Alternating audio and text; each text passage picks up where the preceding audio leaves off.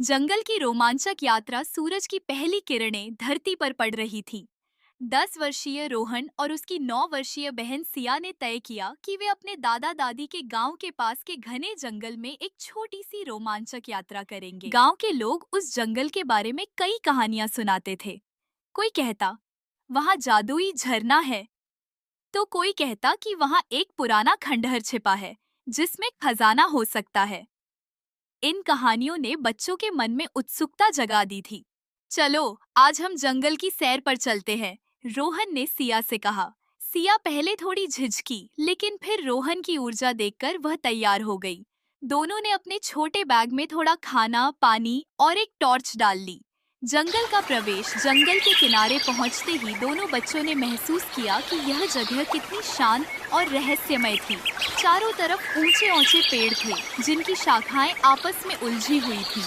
पक्षियों की चहचहाहट और पत्तों की सरसराहट माहौल को और भी रोमांचक बना रही थी। हम बहुत दूर नहीं जाएंगे, सिया ने डरते हुए कहा। डरने की जरूरत नहीं, मैं तुम्हारे साथ हूँ, रोहन ने उसे दिलासा दिया। जैसे जैसे वे जंगल के अंदर बढ़ते गए, रास्ता और भी घना और संकरा होता गया। रोहन ने रास्ते में पेड़ों पर निशान लगाना शुरू किया ताकि वे लौटते समय रास्ता न भूलें। रहस्यमय खोज थोड़ी दूर चलने के बाद उन्हें एक पेड़ की जड़ के पास चमकती हुई चीज दिखाई दी। रोहन ने झुककर देखा तो वह एक छोटा सा सिक्का था जो काफी पुराना लग रहा था। सिक्के पर अजीब से चिन्ह बने हुए थे। ये तो किसी खजाने का हिस्सा हो सकता है, रोहन ने उत्साह से कहा। लेकिन हमें यह किसने रखा होगा, सिया ने पूछा। सिक्का उठाकर वे आगे बढ़े, तभी उन्हें दूर से पानी गिरने की आवाज सुनाई दी। शायद यह वही जादुई झरना है जिसके बारे में दादी ने बताया था, सिया ने उत्साह में कहा।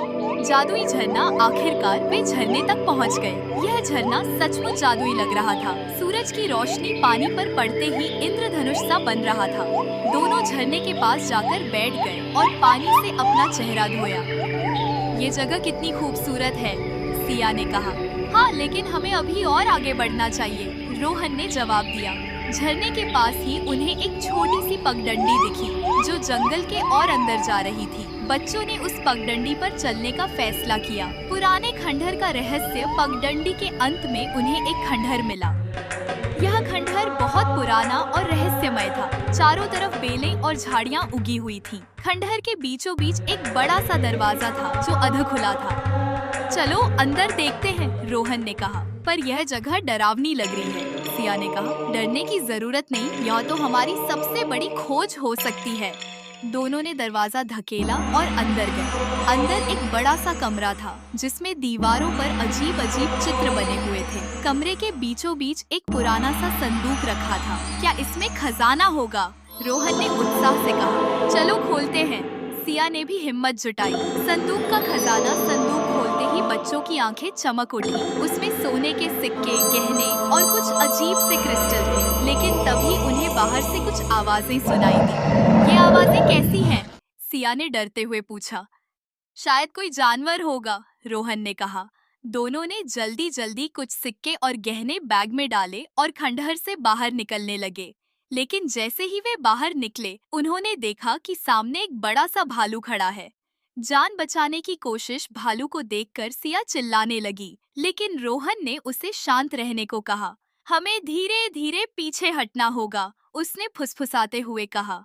दोनों धीरे धीरे पीछे हटने लगे, लेकिन भालू उनकी तरफ बढ़ने लगा। तभी रोहन को याद आया कि उनके बैग में बचा हुआ खाना है। उसने जल्दी से बैग से एक रोटी निकालकर भालू की तरफ फेंकी। भालू ने रोटी सूंघी और खाने में लग गया। इस मौके का फायदा उठाकर दोनों तेजी से वहां से भाग निकले।